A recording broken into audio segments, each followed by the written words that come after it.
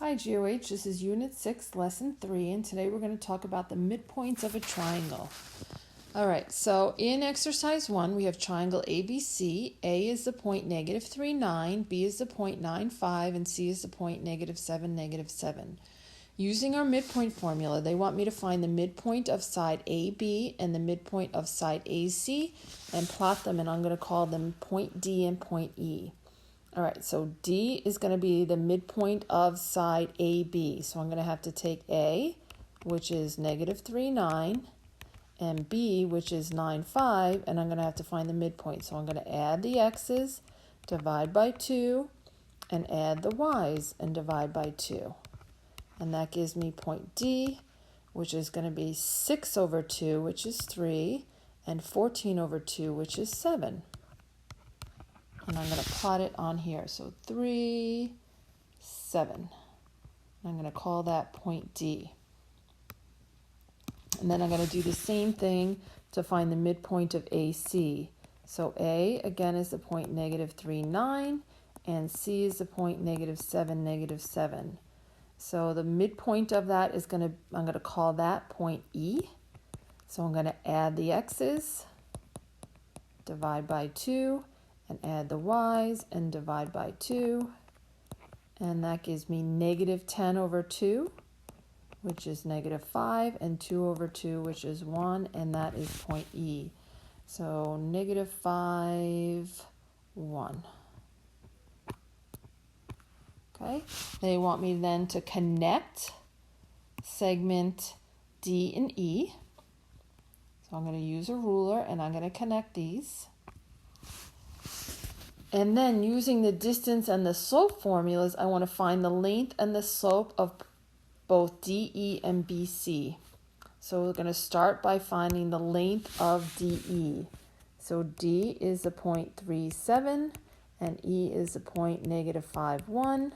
And I'm going to use my distance formula because it says length. Subtract the X's, -5 minus 3 squared. Subtract the Y's, 1 minus 7 squared. So that's -8 squared plus -6 squared. Remember though that you're squaring them. So -8 squared is 64. -6 squared, is 36. And 64 and 36 is square root of 100, which is 10. Okay, I'm going to find the slope of DE now. So I'm doing this, the slope of DE. So these are the points that I'm still using. And now I'm going to use my slope formula. Slope is the change in Y. So 1 minus 7 over the change in X, -5 minus 3. So I have -6 over -8. Remember, a negative over a negative is a positive, and both of those numbers are divisible by 2. So I have 3/4. All right, let's get a different color. We'll get green here. So now I'm going to find the length of BC. So B is 9, 5, and C is -7, -7. Length is my distance formula. -7 minus 9 squared. -7 minus 5 squared. Well, that's going to be -16 squared and -12 squared. Probably want your calculator for this. -16 squared is the square root of 256. 12 squared is 144. Remember, they're negative, but I'm squaring them. So that's the square root of 400, which is 20.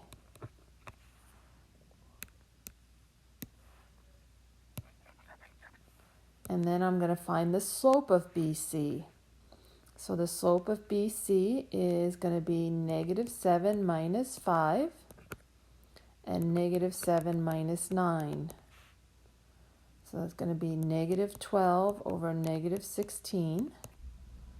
A negative over a negative is a positive, and those are both divisible by 4, so I get +3/4. All right, let's look at this information that I found. look at my length of DE and my length of BC. So those are these lines right here. I'm looking at the length. BC is obviously longer. I just highlighted them in orange. But how much longer is it? It's exactly twice as long. So basically DE is equal to half of BC. And let's look at our slopes. Wow, they have the same slope. So that means that they are parallel.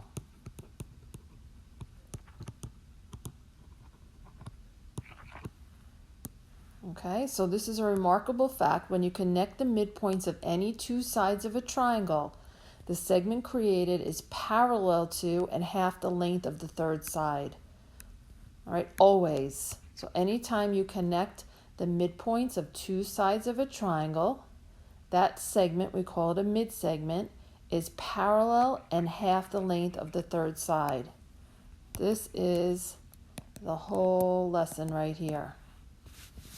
All right, so let's look at two problems. Exercise 2, I have a triangle with side lengths of 10, 14, and 18. The midpoints of all three sides are connected by segments. What must be the perimeter of the triangle formed? Draw a picture to help you explain. So I have a triangle, just a normal everyday triangle. My sides are 10, 14, and 18. I'm going to connect the midpoints of all three sides. I'm going to connect this midpoint and this midpoint. Now when I connect it, it's half the length of the third side, so half of 18 is 9. Then I'm going to connect this midpoint and this midpoint. This segment is half the length of the third side, which is 10. Half of 10 is 5. And then when I connect this midpoint and this midpoint, it's half of 14, which is 7. Let me take out a highlighter so you can see. These two sides have a relationship that I highlighted in yellow. These two sides have a relationship that I highlighted in green. And these two sides that I'm highlighting in blue have a relationship. They're parallel and they're half the length of that third side.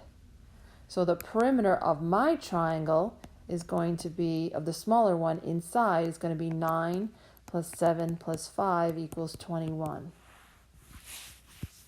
Okay? And exercise 3, triangle LMN has vertices of L 611, M 137, and N 21. If the midpoints of sides LM and NM are connected with a segment, which of the following would be its slope? All right, let's draw a picture. So I got L, M, N.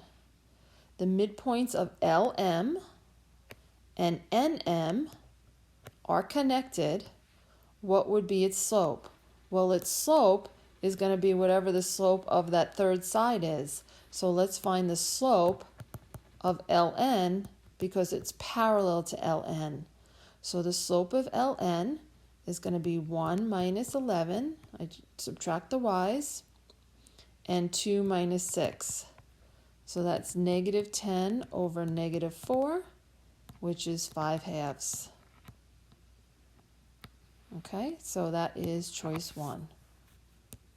All right, and that's pretty much the rule for